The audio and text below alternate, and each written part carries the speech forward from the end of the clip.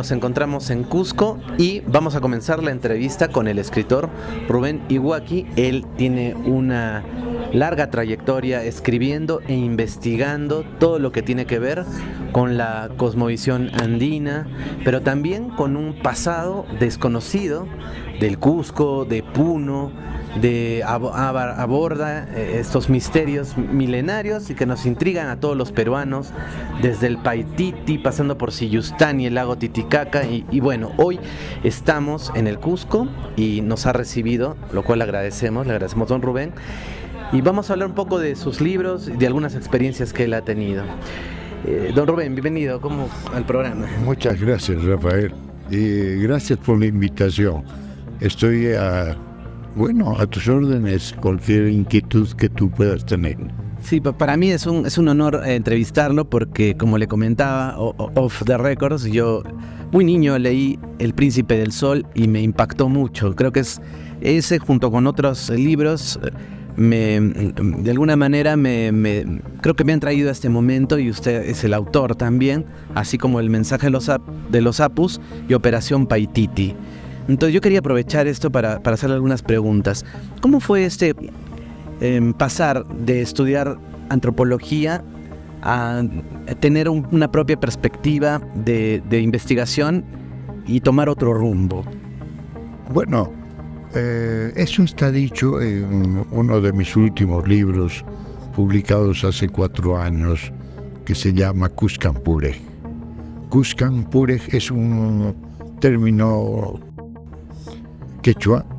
Cuscan quiere decir juntos, Pureg, caminantes, porque es el relato de un viaje que hicimos entre 2 personas desde el Cusco hasta Lima, estrictamente a pie, caminando únicamente y sin llevar dinero alguno, es decir, a propósito, ¿no? Para someternos a una serie de enfrentamientos con la vida real, ¿no? Porque mi afán era, mi pregunta siempre había sido, ¿de dónde venimos los andinos, ¿no? ¿Qué somos acá? Después de haber observado las culturas chinas, es decir, una observación ligera a través de algún libro, o culturas como de la India, el Tíbet, a través de libros como de Lobsang Rampa.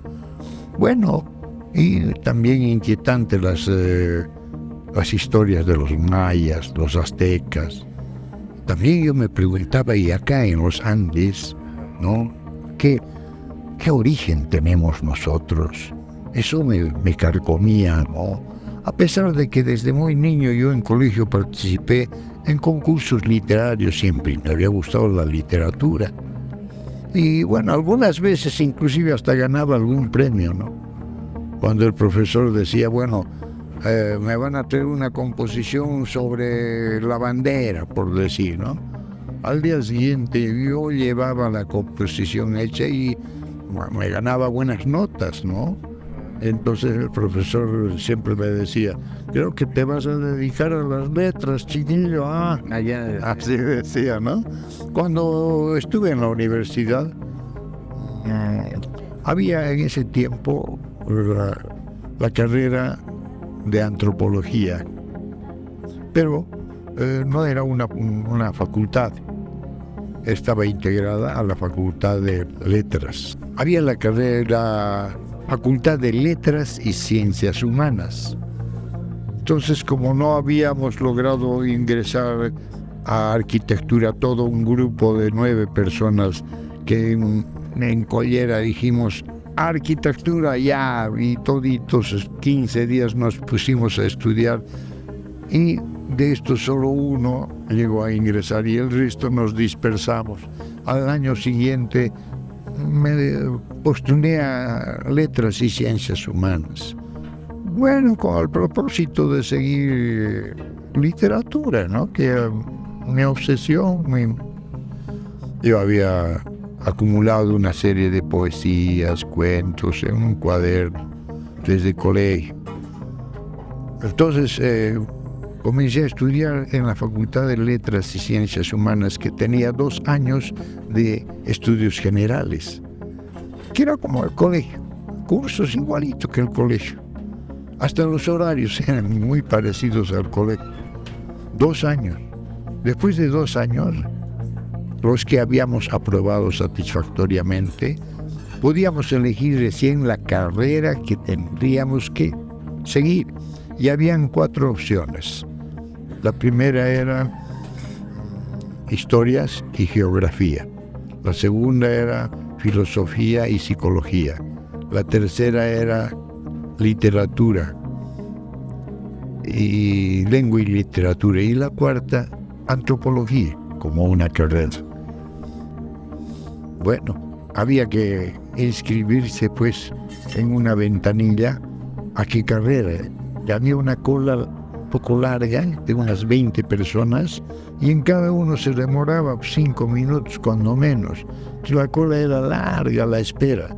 Y en la cola nos encontramos con un amigo de los estudios generales que estaba decidido a seguir geografía, ¿no? Le encantaba geografía e historias. Y conversando, mientras esperábamos, hablamos de muchos temas, por ejemplo, de cultura, de ideologías, del comunismo, del capitalismo, del socialismo, de religiones, de la cultura maya, así, abuelo de pájaro, ¿no? Y haciéndonos preguntas. Y cuando llegaba a la ventanilla, la señorita me dice, ¿a qué carrera?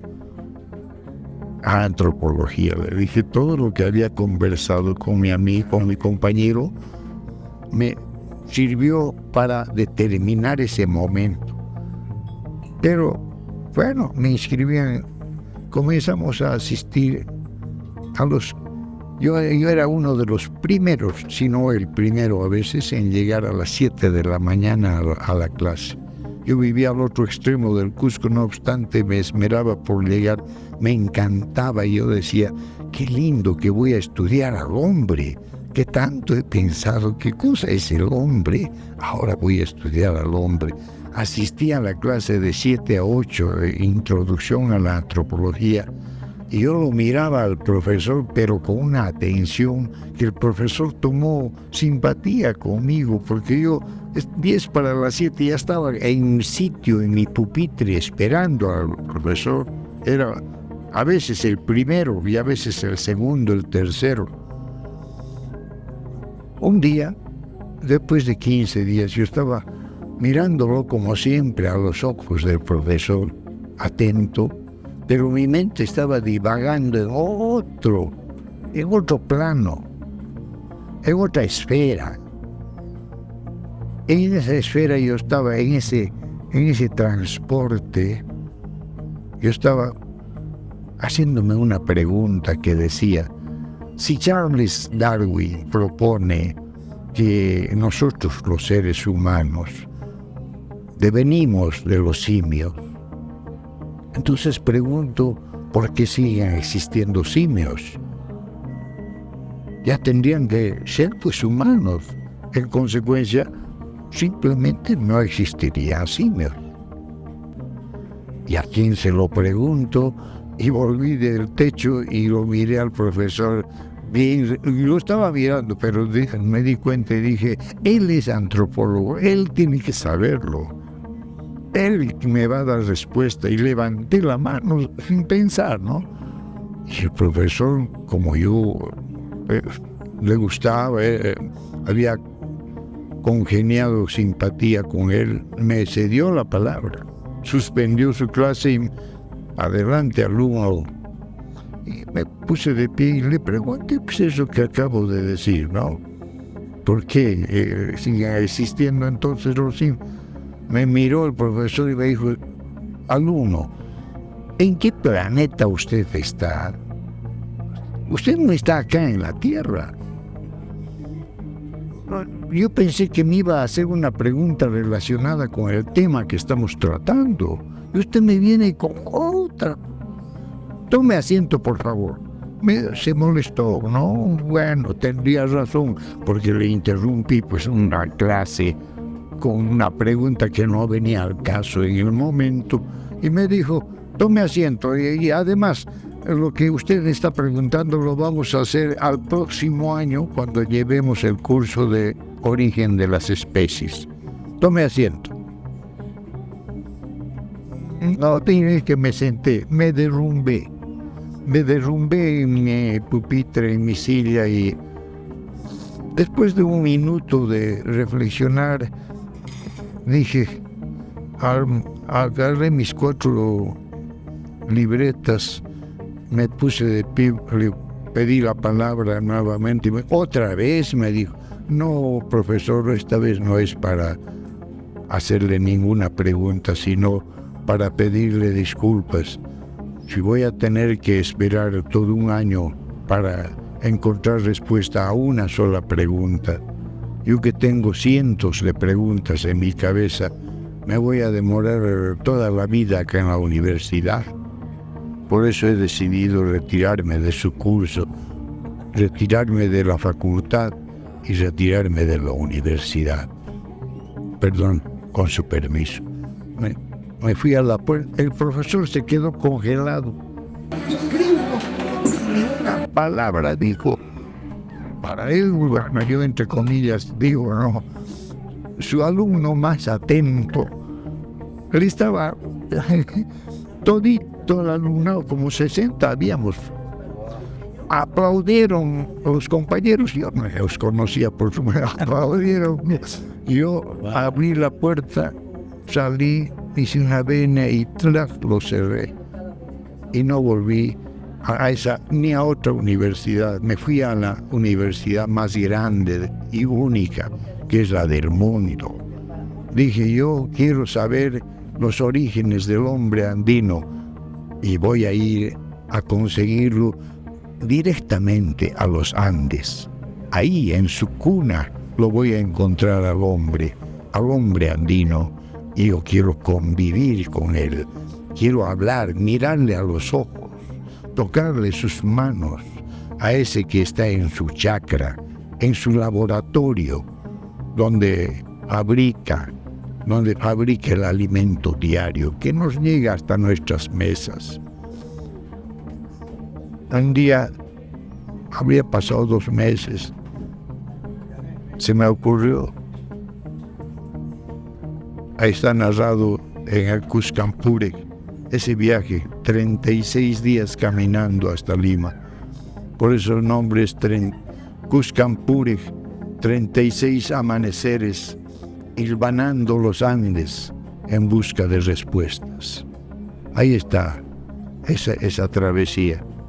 Es importante saber que yo he estado en el lago Titicaca, ¿no? Yo orienté desde el primer libro. Miren, mi primer libro ha sido Operación Paititi. Esto se publicó en 1975. No sé, se hizo acá en Cusco, en la Cuesta Santa Ana, en la editorial de Cultura Andina de Jorge de Olarte. Pero no se presentó en Cusco, se hizo su presentación en Puno. En ese momento, vaya usted a saber, yo no tenía ni idea de por qué se estaba presentando en Puno y no en Cusco, que es mi ciudad natal, se supone, ¿no? Fue grandioso. Yo por primera vez en mi vida, yo respondía ante un público sobre una publicación. Yo hasta entonces no sabía ni la A de lo que era editar, publicar un libro. Yo solamente había escrito.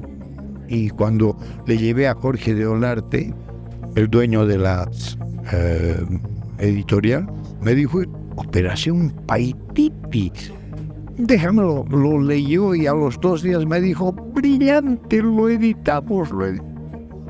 Yo no sabía ni por dónde comenzar, yo no tenía ni idea de qué cosa era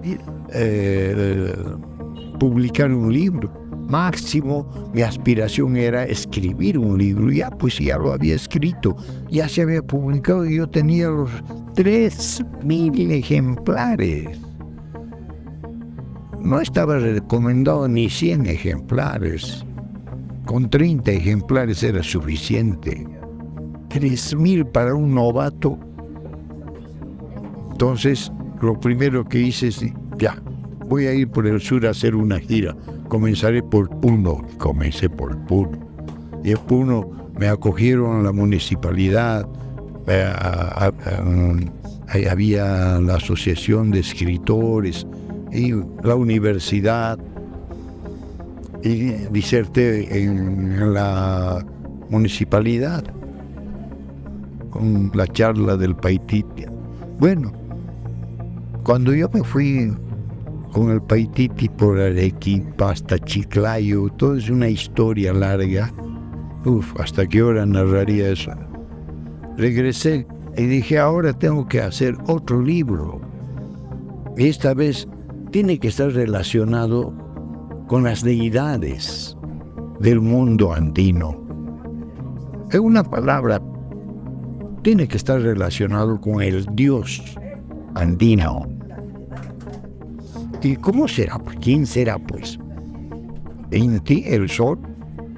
No, yo tengo entendido desde un punto de vista, bueno, no histórico, porque yo no soy ni antropólogo ni historiador, nada.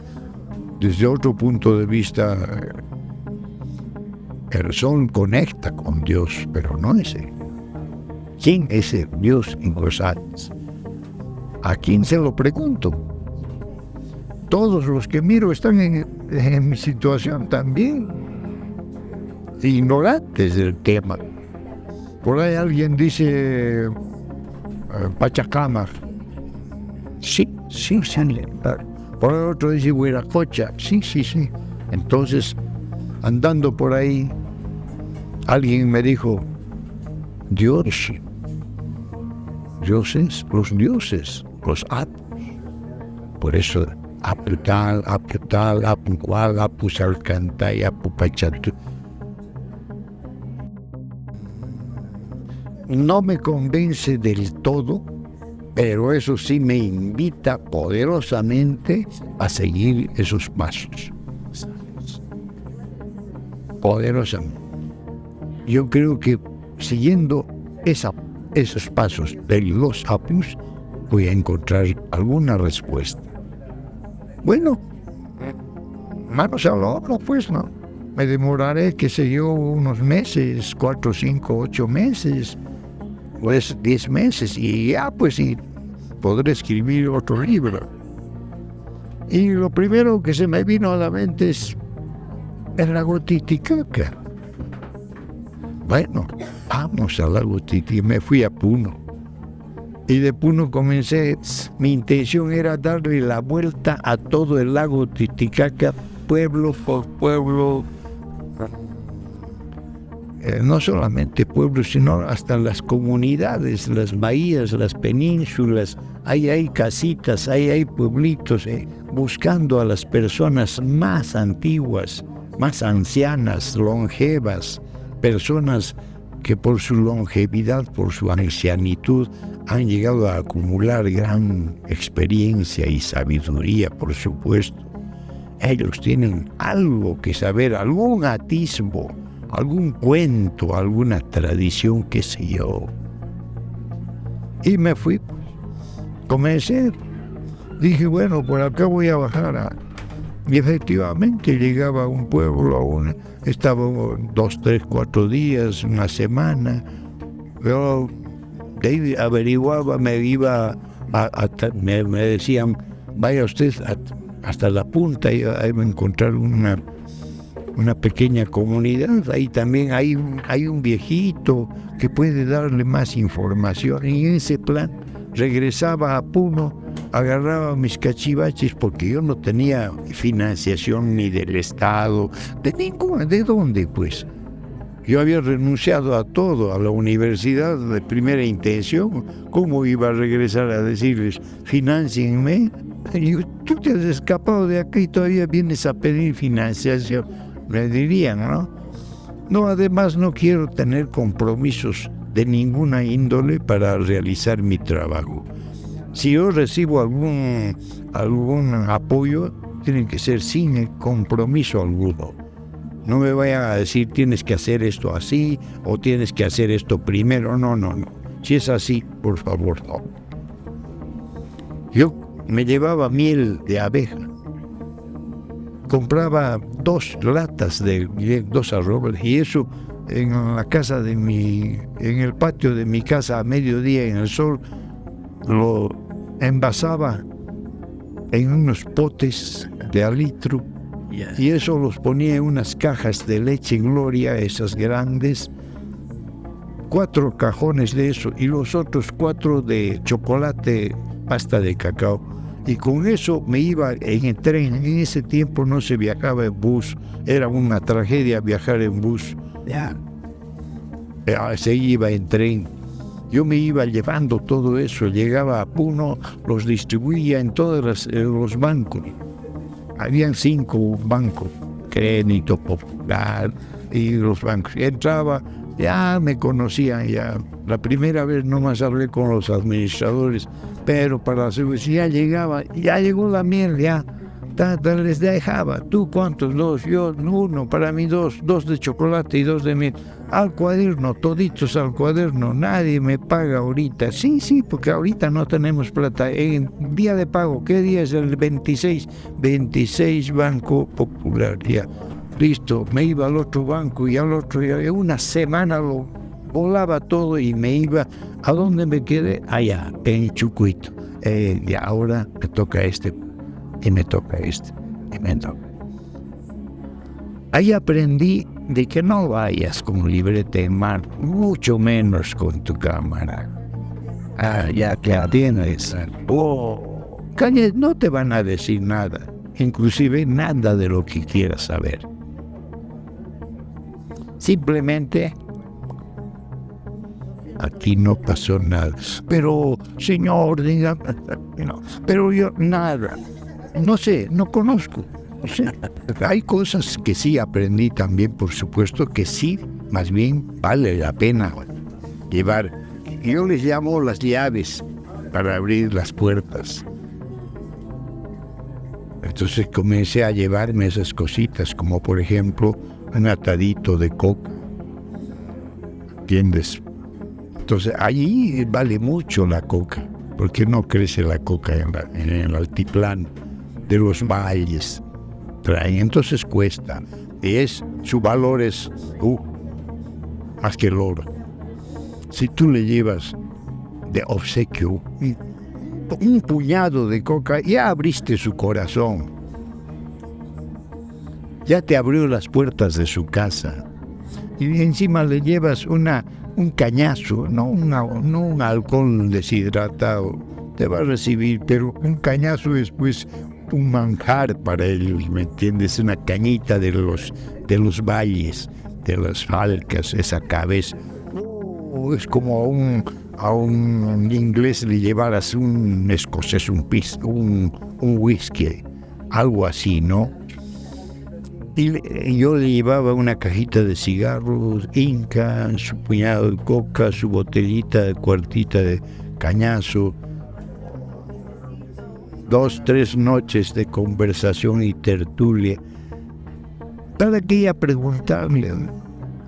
Hay momentos en que me dice, un momentito, lo que ya tú estás queriendo preguntarme, ya sé. Pero no puedo decírtelo. Hay otra persona que sí puede decirte eso. Yo te voy a llevar. ¿Está bien? Pero anda todavía a Cusco. De acá, 8, 10 días vienes. Ya, pero yo te voy a llevar, vamos a ir 2 días adentro. Llegar a conocer solo a una persona, a un anciano, que bueno, nadie sabe ni siquiera la edad que tiene, porque los otros ancianos, cuando eran niños, así me decían, no, un anciano, porque llegué primero a un anciano que todos me dijeron, este señor tiene más de 120 años. Bueno, llévenme, quiero conocerlo, y logré que me lo presentaran. Estuve en su casa como 4 días. Bueno, dormí 3 noches en su casa con este anciano, que para mí era ya, pues caramba, es un hombre longevo. Entonces dije, acá tengo una rica fuente de sabiduría. Como tal, por supuesto. Uf, una sabiduría desbordante. Guau, dije yo, con esto ya está, ya cumplí mi misión.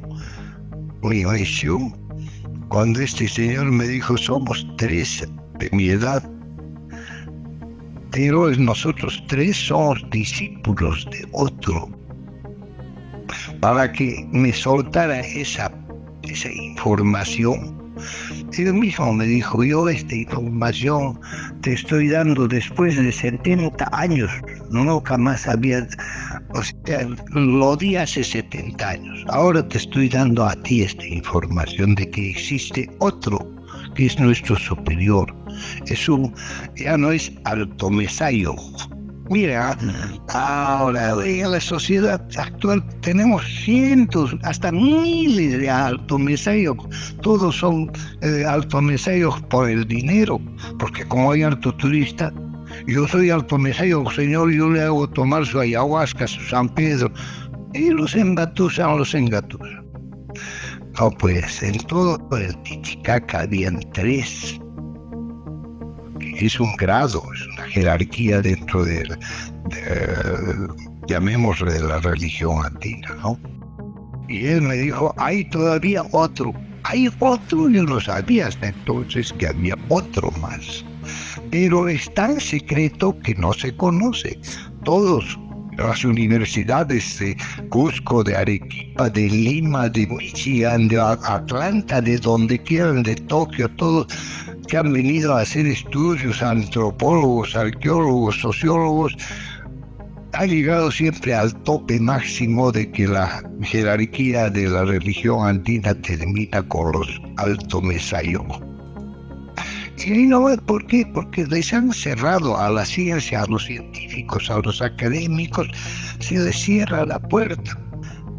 Dentro de 40 días te lo voy a presentar.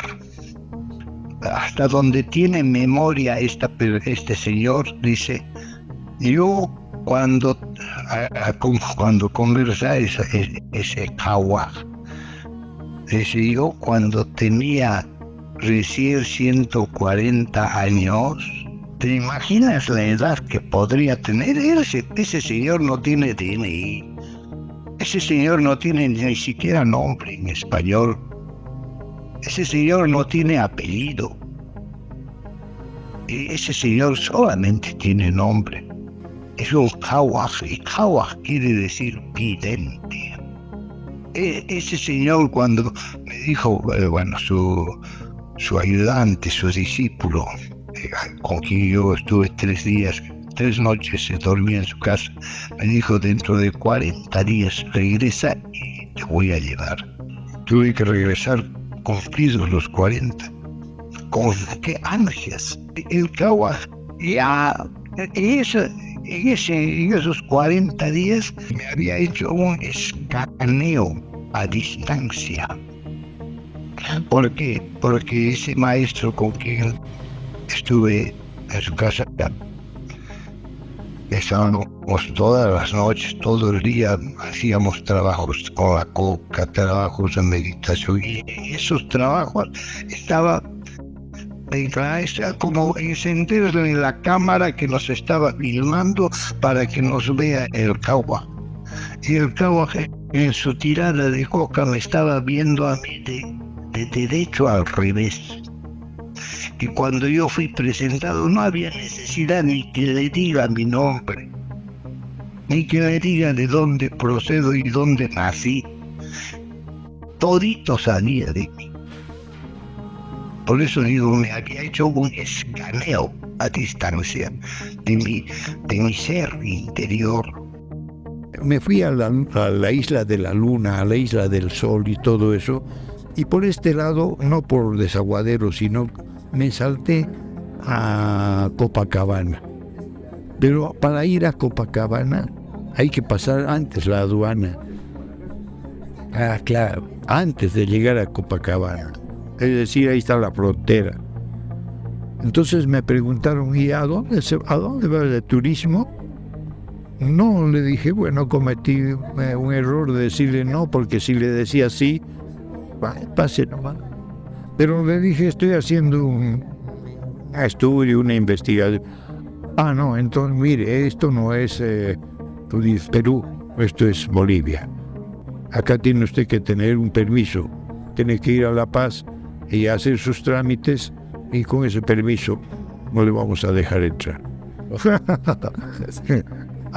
Sería pues 2-3 meses. Yo no tengo plata para estar 2-3 meses en La Paz haciendo documentación. No, gracias señora, hasta acá nomás, muy amable. Regresé y me fui por el otro lado, también hasta la frontera, por supuesto. Eso me duró 14 meses. Ese tren. Cada mes venía, agarraba mi miel, iba, dejaba la miel, me iba una semana, 10 días, de ahí regresaba, hacía mis cobranzas, otra vuelta me venía, estaba con mi familia una semana y así. Entonces, cuando pasó el tiempo, dije, creo que ya tengo algo avanzado. No está todo. El título de ese trabajo es el mensaje de los Apus. Y dije, yo creo que esto ya es una primera parte. Yo había calculado hacer todo el trabajo en 8 meses, 10 meses. Cuando llegué y dije, esta es la primera parte, me fijé en el almanaque, había pasado 21 años. Desde 1975, Operación Paititi, y era 1996. 21 años. Solo la primera parte, titulada El Príncipe del Sol. ¿Cómo había llegado este personaje Manco Cápac? ¿Quién es? Eso. 18 meses en el lago me dieron de resultado El Príncipe del Sol. Así es. Después vino La Morada de los Apus, otro libro. 4 años después, justo el 2000. Se presentó también, no esta vez en la Casa Garcilaso, porque la primera fue en la municipalidad, en la Casa Garcilaso. El 2000, La Morada de los Apus. Es el viaje que este servidor realiza desde el Cusco hasta la puerta de una gigantesca montaña en la selva. Esa montaña se llama Apu-Ka-Titi. Titi es un término antiquísimo, ancestral. Esto viene todavía desde Lemuria, porque hay algunos términos que han llegado hasta nuestra actualidad, y hay 2, 3, hasta 4 lenguas, idiomas, que han rescatado algunos términos y que lo usan actualmente en su cotidiano léxico. Entre ellos está el quechua, está el aymara, está el puquina. Bueno, estos, no digo que todo, no. Los idiomas se han hecho en el tiempo, han venido construyéndose y arrastrando por ahí algunos términos, y muchos se han ido quedando términos, y otros, así como los espermatozoides, en el camino se van quedando y llegan al final. Y algunos términos, como por ejemplo, guana, ese no es un término reciente o de hace 100 años o 500 años, no. Esto viene desde Lemuria. Guana quiere decir experiencia, que equivale también a decir sabiduría. Guana, y hasta actualmente en el quechua, que ya está tan deteriorado, a punto de colapsar, pero se sigue hablando ese dulce idioma ancestral, más antiguo que el arameo, que el sánscrito, que ya están muertos, inclusive esto, el quechua, que todavía vive, se llama Huana. Cuando le dicen a su hijito, Huana, Manahuana, eres sin experiencia. Huana es experiencia.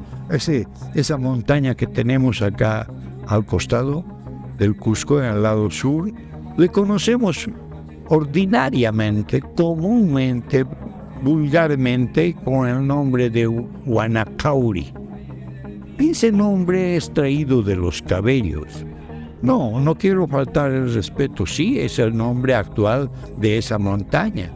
Donde vayamos a un profesor, le preguntamos, señor, ¿cómo se llama esa montaña? Huanacauri nos va a decir. Y no está cometiendo nada malo, porque así le han enseñado también a él sus profesores. A mí también me enseñaron así, pero en el lago Titicaca y en otros sitios, que no es lo único que hemos experimentado, ¿no? También ha habido viajes al Pongo de Mainique, y en otro momento hablaremos de eso. Huanas Kawari, de donde se vio la experiencia. Ese príncipe que vino del otro lado del mundo y se convirtió en Manco Cápac, que en su lengua en ese momento se llama, que quiere decir encargado del gran poder, recibió en Siyustani, ahí en los interiores del templo, y de ahí salió el príncipe, pero ya convertido en Manco Cápac, encargado del gran poder. Y cuando él llegó a esta montaña, ¿no? Y estuvo ahí con sus 3 hermanos Ara. Qué curioso, ¿no? A mí me enseñaron la otra leyenda paralela, la leyenda de los hermanos Aya. Miren cómo cambia, ¿no? La fonética. Con la llegada de los españoles hubo un cataclismo en el lenguaje, pues. Estamos hablando ahora, para entender esto tenemos que regresar pues a antes de que se deteriorara el idioma, cómo se hablaba en ese tiempo. Hay algunos que, sí, por esa transmisión de boca a boca, de padres a hijos, ¿no? Por eso se mantiene. Y hay que ir pues en busca de los sabios, y los sabios son los más antiguos, personas que tienen 140, 160 años y que el mundo no sabe, porque ese señor ni DNI tiene. Nadie lo conoce. ¿Entiende? Pero ese con hoy la sabiduría que tiene guardada, pero anda pues con tu libretita o con tu cámara fotográfica, no le vas a sacar ni una pinga. Tienes que ir con tu corazón abierto, como aprendí yo a hacerlo. Entonces, ahí me enseñaron que cuando este Manco Cápac vio que del sol descendía un rayo, así como láser, señalando el centro del valle, y una voz que escuchaba y que decía, en este sitio será el Cusco, será, no decía es, sino será, en el último momento cuando haya el Inti Taque. Ahí harás un templo para traer a los elementos que estás dejando en Siyustani, que ya eres dueño, pero no te los quisieron entregar porque no tenías dónde depositarlo. Haz un templo ahí en ese sitio, y a ese templo traerás el disco de oro y la llama máxima de los interiores de la isla de Umagui en Siyustani. Así, textualmente. Eso para capaz era para cualquiera una experiencia única, grandiosa, majestuosa, descomunal, una experiencia jamás vista. Cuando bajó ahí con sus hermanos Ara, ya en otro momento, Ara quiere decir en el lenguaje lemuriano gente, así como en el quechua es Kari, Runa, allá en Lemuria era gente, Ara. Y de ahí que vienen los descendientes. Por eso, Manco Cápac cuando baja de la montaña, le bautiza a la montaña con el nombre de, en castellano, de donde vi la experiencia. En quechua se dice Guanacauri. Y Guanacauri, ese de Cauri, yo he preguntado 900 veces, será poco, a todo el mundo, comenzando los profesores de quechua de la Real Academia, de la Academia de Quechua, pues, amigos que tengo. Oye, ¿cómo? Dime una cosa, ¿qué quiere decir Cauri? Cauri, no sé, nunca he escuchado. El mismo profesor de quechua, nunca he escuchado Cauri. Entonces, ¿por qué Guanacauri? Ah, es que es su nombre, pues, ¿de dónde vendrá ese nombre? No sé, así dicen, ¿no? Todos. En el mercado, donde quieras. Oye, dime, ¿qué quiere decir Cauri? Señora, mamita, una que vende papas. Sí, ¿qué cosa quiere decir Cauri? O quizás será el nombre de una papa, pues yo desconozco. Nadie sabe. Entonces alguien me dijo ahí, ¿Cauri? No, Jaguari. Ah, ahí estaba el secreto. ¿Eh? En los nombres están las llaves de la sabiduría, el conocimiento andino. En los nombres de las montañas, de los ríos, de las huacas. Ahí está la clave, el secreto de la sabiduría andina. Fíjense, por ejemplo, Sacsayhuamán. Perdónenme, con todo el respeto, no es por faltarles el respeto a nadie, pero Sacsayhuamán no. Y todavía dicen que es una fortaleza dedicada a los huamanes que viven, o sea, a concilios que se llaman huamán. No pues. Ese es el templo de la sabiduría, donde se llena la cabeza. No va a ser de papas, pues, o de carne. La cabeza se llena de sabiduría. Donde se llena la sabiduría, Sacsay, Uma, cabeza, Sacsay, Uma, donde se satisface, se sacía la cabeza. ¿De qué? De sabiduría, pues. Por eso es que allí iba el príncipe que se mandó a hacer su casa en las faldas del templo de la sabiduría. Esa es la puerta galáctica de la morada de los Apus. ¡Wow! Por ahí ese Muyucmarca, que llaman Muyucmarca, ahí encima de Sacsayhuamán le llamaremos así Sacsayhuma. Hay un círculo que los historiadores dicen que había unos torreones, reservorios de agua. Está sellado. Eso era como este vaso, así un túnel. Por ahí venían los apus estelares y descendían ahí.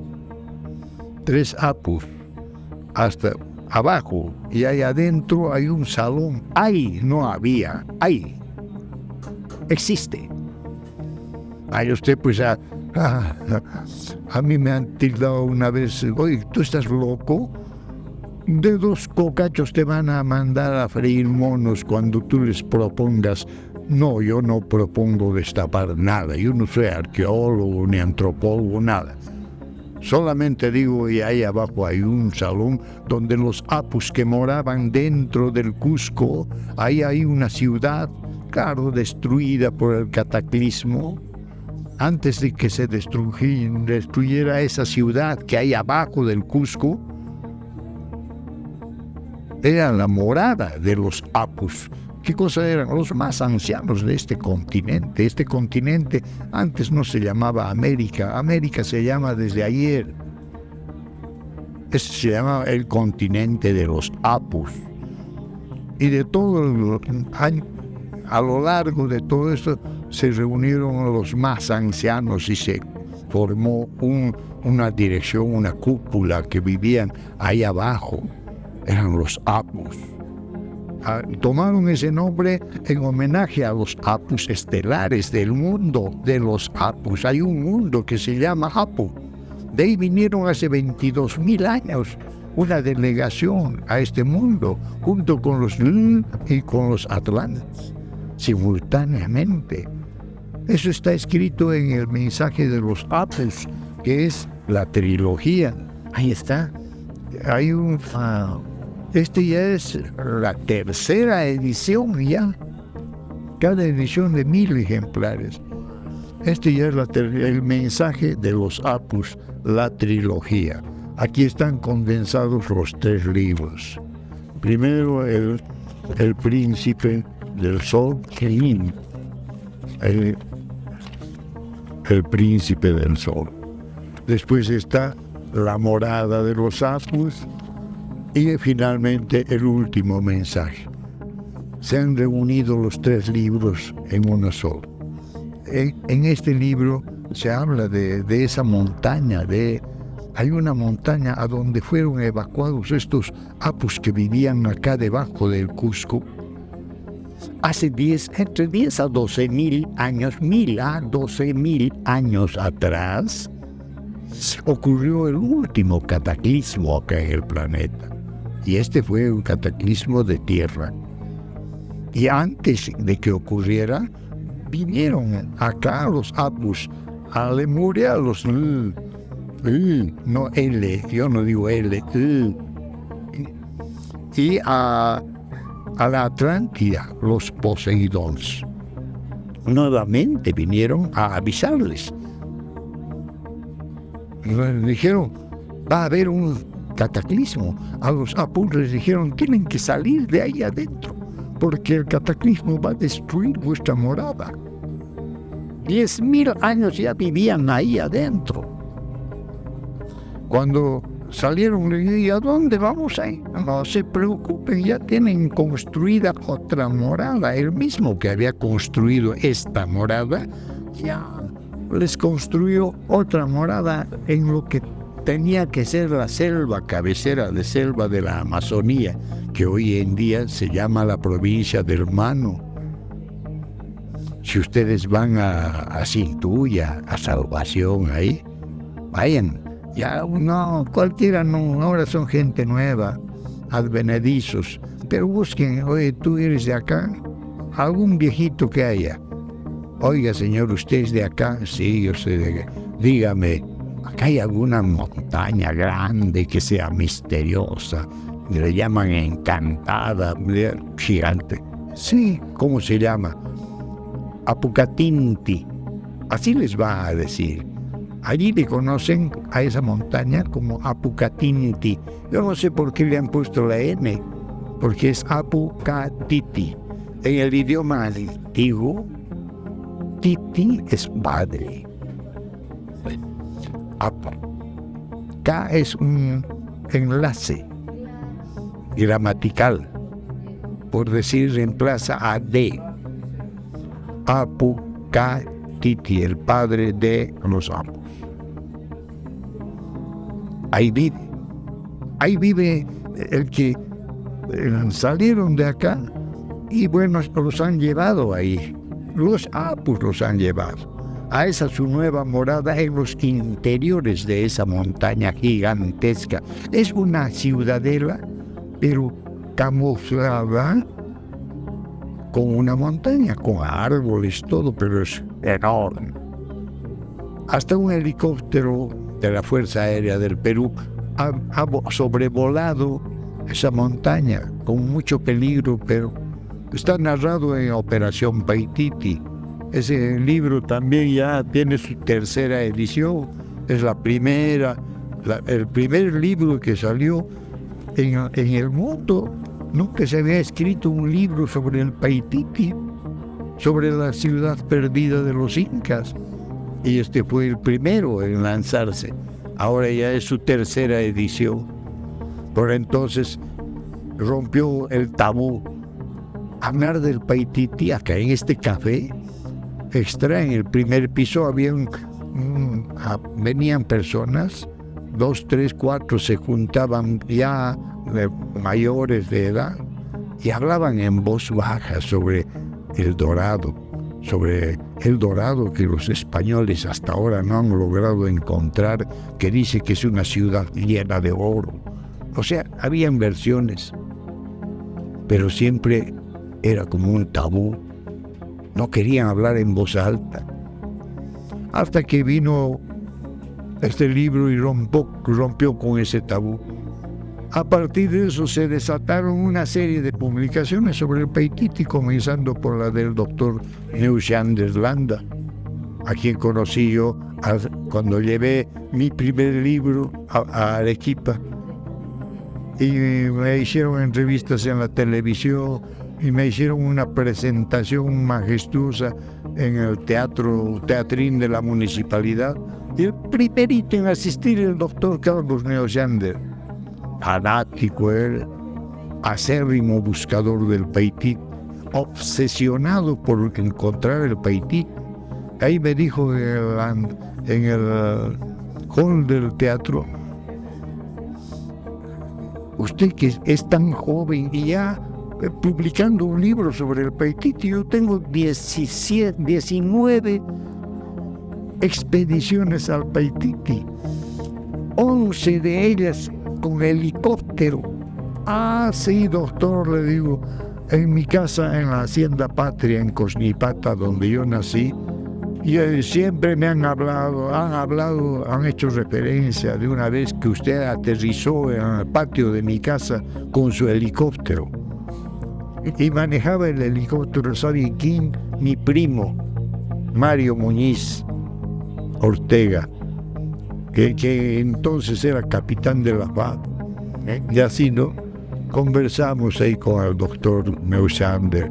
Él publicó y otros 9 libros aparecieron del Paititi. En una gran mayoría, en unos 2 o 3 de esos libros me hacen alguna referencia, ¿no? Y verdad, entonces en este libro comienza y viene a ser como la bienvenida, ¿no? La puerta, la antesala del mensaje de los Apus. Este libro se editó y se publicó completamente en 33 años. Se terminó de hacer en 33 años. Aquí está condensado todo un mensaje desde el cosmos, de nuestra galaxia. Un poquito se habla de estas cosas en cada sitio. Y sobre todo, de qué cosa es la morada. ¿Y dónde está el Paititi? En los exteriores de la morada de los Apus, esa montaña gigantesca. Ahí dentro, en el tercer libro, es de la puerta para adentro de la montaña. ¿Qué cosa hay dentro de esa montaña? ¿Quiénes viven y cómo viven? ¿Y qué hacen y cómo?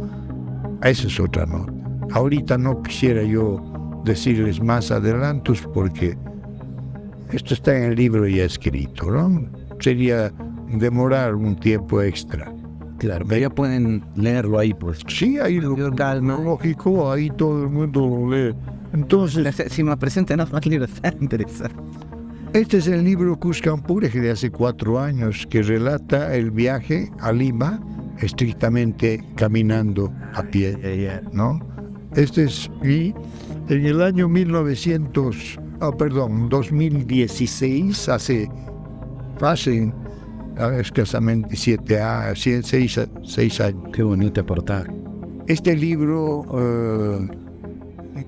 ganó un premio nacional, bueno, se podría decir casi internacional, porque participaron personajes de Estados Unidos, de Japón y de... hubo una convocatoria de la Asociación Peruano-Japonesa. En el Cusco está la filial de la cual yo pertenezco, soy miembro de esta asociación. Y la Asociación Peruano-Japonesa tiene un fondo editorial que ya viene trabajando más de 50 años. Y han querido hacer un libro de oro en homenaje al centenario de la inmigración de los japoneses al Perú. Como quiera que mi padre llegó de la provincia de Kagoshima, de Japón, al comenzar el siglo pasado. En una ocasión yo tuve la oportunidad de narrarles a los socios en la asociación la historia de mi padre. Cuando salió la convocatoria me llamó el presidente, señor Héctor Suenaga, mi amigo, y me dijo: ahí está convocatoria. Tú eres el único escritor, creo, acá en nuestro medio, en nuestra asociación. Podríamos presentarnos al concurso. Para mí fue la oportunidad para narrar la historia de mi padre. Cómo había salido de Kagoshima, 40 días en el mar, azotados por las olas, en un vapor, en un barco a vapor, que hasta en la bodega tenían que acomodarse 330 japoneses. En la inmigración varios barcos llegaron, entre ellos mi padre. Se instaló acá. Después de haber llegado al Perú, todavía se fue a Bolivia, y de Bolivia recién volvió a entrar al Perú por Madre de Dios. Llegó a las Pampas de Cosnipata y ahí se asentó y fundó la Hacienda Patria, porque sus compañeros, que también eran 2 japoneses, que llegaron hasta ahí finalmente, querían ponerle al fondo un nombre japonés. Uno decía Kuyama, el otro Kagoshima, y mi padre dijo: no, al salir de nuestra patria nosotros ya hemos dejado nuestra patria para buscar una nueva patria. Aquí agarró su machete y clavó en el suelo y dijo: aquí fundaremos una nueva patria. Por eso es que la hacienda llevaba ese nombre, Hacienda Patria. Y este libro lo hice pues personalmente dedicado a mi padre, y fue el ganador de esta convocatoria. Bueno, éramos 2 los ganadores, uno de Iquitos, que también narra la historia de su padre, Luis Shimabukuro, y este libro. Entre los 2 compartimos el primer breve. Así esto fue editado por la Asociación Peruano-Japonesa, y finalmente hace apenas un mes exactamente, como mañana se cumple un mes de haber presentado este nuevo libro que se llama Antología. Porque aquí está una serie de... ha copiado muchos trabajos en varios géneros, sobre todo en mi fuerte, que es el relato, porque todos mis libros son relatos. Relato del viaje de mi padre. Este es de un viaje, el otro es de viajes. Todos mis libros hablan de viajes, son relatos. Acá hay una buena parte de relatos que han ido quedando en el tintero a medida que transcurría el tiempo. Mientras yo hacía el mensaje de los Apus, había momentos en que yo, como relax, producía algún poema, algún cuento, alguna reflexión. Entonces este libro es el acopio de relatos, cuentos, reflexiones, poesía. Hay también artículos periodísticos, los petroglifos de Pucharo, ¿no? Están condensados en este último libro. Esta es mi producción literaria. ¿Sí? Impresionante la calidad también y la información que nos ha brindado. La hoja de coca, para empezar, o sea, ¿tiene algún nombre la hoja de coca, digamos, original?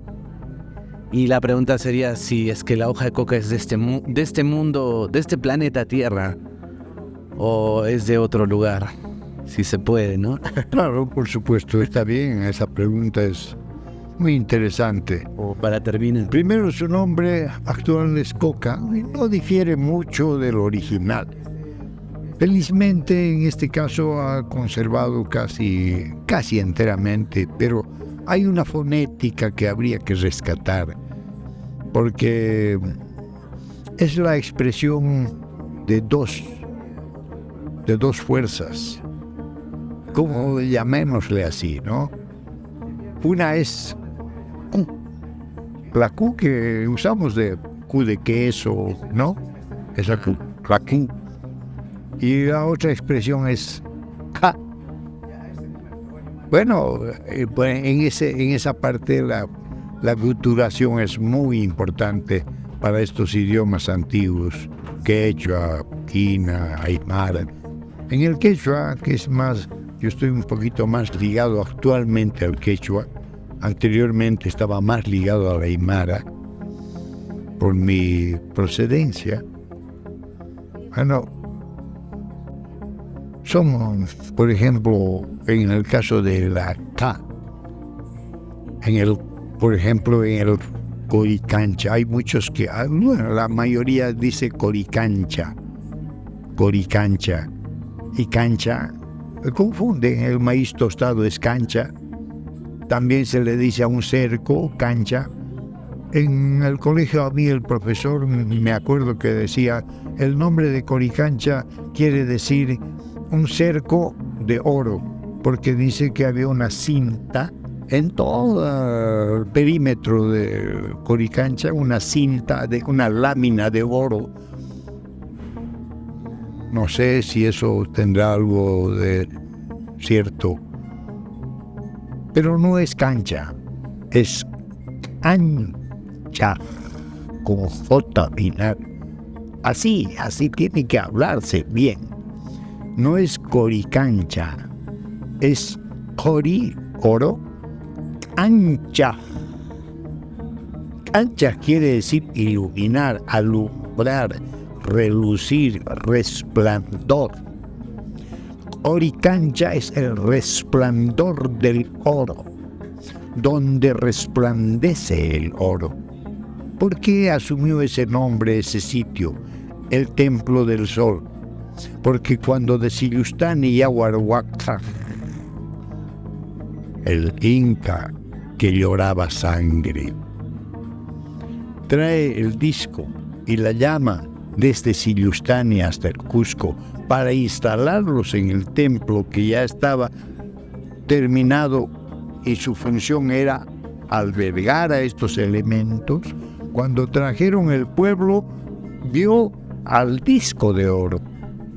Y ahí supieron todos de que era de oro ese disco. Era un espejo cuya procedencia era desde Lemuria, del templo mayor de Lemuria. Todavía vino ese disco a Desilushthani. Ahí permaneció más de 8,000 años. De ahí recién Yaguarhuaca lo trajo a Cusco. Y cuando vino, no vieron la luz, el pueblo no vio el Maxim que venía en una caja cerrada. Es el fuego, una llama ardiente que no es de este mundo. ¿Entiende? El Maxim vino a Lemuria desde de otro mundo, del mundo Lil. Eso llegó hasta el Cusco, pero en su caso. Por eso es que hablan algunos cronistas sobre el fuego sagrado, ¿no? Hablan sobre el fuego sagrado. Esto se instaló, se abrió, para entonces ya estaba acá en Coricancha del Cusco, en Santo Domingo, está la réplica exacta. Un arquitecto puede medirlo. Es la réplica exacta del recinto de la luz blanca que existe en los interiores de la isla de Umay, en Desilushthani, en Puno, que a su vez eso es réplica exacta del templo mayor, o sea, del recinto de la luz blanca del templo mayor de Lemuria. Cuando esto instalaron el disco, que es un espejo de oro, se refracta la luz de este Maxim, que es más poderosa como la luz del sol. No se le puede mirar de frente por su tremenda potencia. Está narrado en el mensaje de los Apus, en el Príncipe del Sol. Entonces el templo iluminaba En las noches iluminaba por todas las rendijas, las ventanas, salía una luz resplandeciente, refractándose en el disco del sol, en el disco de oro. Por eso la gente desde afuera decía, el oro está iluminando. Ese oro que hemos visto entrar, ese oro, ese disco de oro está iluminando, está ardiendo. En quechua se dice Cori Cancha. O sea, cancha es iluminar. Pero tiene que ser cancha, no es cancha. Cancha nomás es el maíz tostado, o si quieres el cerco, pues, no, ese es cancha. Cancha. Cuando tú le dices, alúmbrame con tu linterna chawanki, ancharimuay, alúmbrame, ancharimuay. Oye, ancha musiami, o sea, está alumbrando. Ancha es alumbrar, ancha. Ori ancha, ese es el auténtico nombre, donde ilumina el sol, donde resplandece el oro. Ori cancha. Bueno, así hay varios términos, ¿no? Como claro, Sacsay Human de la cabeza, pero cuando los cronistas preguntaron a los indígenas, oye, ¿cómo se llama esta colina? Sacsay Human, papá, Sacsay Human. Agarró su pluma, ¿cómo? Sacsayhuamán, pues ya está. Se quedó con Sacsayhuamán para la posteridad, y eso fielmente hay que respetar, así dicen los códigos académicos. Ahí no puedes discutir. Lo primero que te dicen, no me vengas con otras teorías, porque aquí Huamán Poma o aquí Santa Cruz, aquí fulano tal cronista, aquí está. Bueno, entonces hay que también asumir sus errores. Entonces la coca fue un regalo de los apus, ¿no? No, precisamente no es regalo de los apus, más bien los apus nos enseñaron, tengo que hablar yo con ese tiempo del verbo nos. Nosotros venimos reencarnándonos.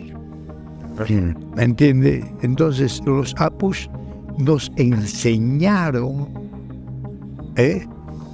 a domesticar esta planta. ¿Por qué? Nos enseñaron que esta planta es poderosa. Que a través, miren, cuando los apus se instalaron en este continente, reunieron a los más antiguos, a los más ancianos de todo el continente, desde Alaska hasta la Patagonia. Este era un continente alargado, no era anchado ni en dos segmentos como es ahora. Era uno solo alargado. La representación de esto está en un museo, en el Lanzón, le llaman el Lanzón. Ese nuestro continente. Acá llegaron los apus hace 22,000 años del mundo apu, en una delegación, trayendo una misión. Pero para dejarles enseñanza, acá nos encontraron todavía pues casi en la edad de piedra.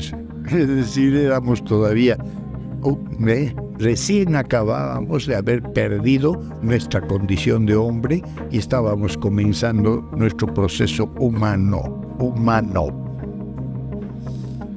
Acá se instalaron y trajeron a todos los ancianos y les construyeron aquí los apus debajo de una laguna. Esta ciudad no existía, estamos hablando de hace 22,000 años. Acá había una laguna, donde estamos ahorita tomando era una laguna que se llamaba Morqui. Y debajo de la laguna, en los interiores, que hay una placa tectónica enorme de granito. Allí, miren, eso que va a ser un ser humano ni actualmente, ni con toda su tecnología. Allí dentro de esa gran roca, es kilómetros de extensión, ahí socavaron una morada. Y como camufle, había encima una laguna, la laguna More. Estos no tenían ni milímetros de altura sobre el nivel del mar. Allí los han aglutinado a los 25 más ancianos del continente. Eso está para una conferencia de 3 horas. Sí. De ahí, su puerta de entrada era galáctica. Los apus venían y descendían en un haz de luz. Es que son seres ya pues que viven en la luz, a dejar sus mensajes a los ancianos. Y los ancianos, cuando estos les dijeron ya, ahora sí, ya les hemos enseñado, van a usar esta hoja de coca para transmitirnos, porque nuestra transmisión va a ser mental. Y ustedes, con toda vuestra gente del continente, también mentalmente va a haber una transmisión. Para ayudarnos con ese proceso es esta hoja. Esta hojita, yo le llamo, Rubén igual que viene a decir esto. Para mí, toda invocación es como una carta. Si yo quiero invocar a los apus, les voy a mandar una carta, o sea, un pedido, ¿no? Pero esa carta tiene que ir con sus estampillas, si no, no va a llegar. No hay garantía de que llegue. Para que sea certificada esa carta, le voy a poner a esa carta sus estampillas. Y con eso sí, esa es la ayuda para que establezcamos nexo mental con los apus. ¿Y quiénes son los apus ahorita? No son entidades solamente espirituales, como dicen en la tradición, que son los apus, son las entidades que encarnan en los cerros. No, los cerros, las montañas son antenas. Cuanto más grande, la antena es más poderosa. Y tiene su nombre. ¿Por qué? Porque conecta con el apu que está en la montaña esa. En la montaña hay apus que están a la expectativa de recibir mensajes. Cuando uno se acerca a las faldas de una montaña y le invoca con nuestra coquita, esa invocación va a llegar de esta antena a la morada de los apus y su concerniente personaje, su apu, ahí está. Digamos, tú le mandas al apu Pachatusham, ya, muy bien, apu Pachatusham. Este apu es un personaje vivo, de carne y hueso, humano, pero de altísimo nivel espiritual, con una conciencia superada, que viven ahí adentro, los apus terrenos. Y ese va a resolver lo que tú estás solicitando, pero a nivel mental también. ¿Entiendes? Por eso es importante la coca. Entre otros 500 atributos que tendrá, tiene vitaminas, tiene de todo, calcio, tiene potasio. ¿Qué no tiene la coca? Sirve para esto, sirve para aquello, sirve muchas. Pero la principal función es la de ayudar en la transmisión, en el lenguaje intermental. Telepatía. Yo le llamaría así, me atrevo a llamarle la hoja de la telepatía. Gracias. Don Ruy, la última pregunta entonces, ¿cómo pueden hacer las personas que han visto nuestra entrevista para poder adquirir la colección o un ejemplar, lo que le falten, de repente ya tienen alguno? ¿Cómo es el contacto con usted? ¿Ya? Bueno, en primer lugar, mis libros se encuentran solo en una librería. No hay en otras librerías. Y si encuentran en otras librerías, dudo de que sean originales. Acá en el Cusco, la librería Génesis, que está en la calle Santa Catalina, en la esquina de Santa Catalina ancha con angosta, frente a los Pumitas. Hay una librería. Esa es la librería autorizada para vender todas mis obras. Pero atendemos también a otros sitios, a otras ciudades, atendemos al extranjero cuando nos lo solicitan por paquetes. Es decir, el paquete ahora consiste en estos 5 libros. Hay personas que quieren toda la colección y nos hacen el depósito de su valor, agregando un monto que es el envío. Si es dentro del Perú, usamos los servicios de la empresa Olva, que se encarga de dejarles en su domicilio. El costo es baratísimo. Cuesta 15 soles o 17 soles el envío. Entonces, les hacemos llegar hasta su propio domicilio. Pero si quieren también un ejemplar, podemos hacerlo, solamente que el envío va a ser casi igual por un ejemplar que por los 5, ¿no? Y está la edición de lujo, ¿no? O sea, ya ni qué decir porque están... Sí, nos hemos esmerado. Bueno, yo he formado parte de las ediciones de casi todos, de manera que puedo decir nos hemos esmerado poco a poco en hacerlo cada vez mejor. Los primeros libros nos han salido incipientes, por supuesto. La primera edición del Mensaje de los Apus aún tengo yo en mi poder, que pronto voy a ir a Puno y voy a llevar propiamente para obsequiarles a los puneños, a los custodios del lago Titicaca. Muy bien, bueno, muchas gracias, don Rubén, por recibirnos aquí en el Cusco, por abrir su corazón y sus viajes a la gente que nos está viendo. Y bueno, ya saben que pueden comentar o suscribirse o difundir esta información para que más personas nos enteremos. Entonces, muchas gracias, don Rubén. Hasta una próxima oportunidad. Hasta una próxima oportunidad, que ha sido un gusto enorme haber conversado con ustedes. Muchas gracias. Muchas gracias, don Rubén.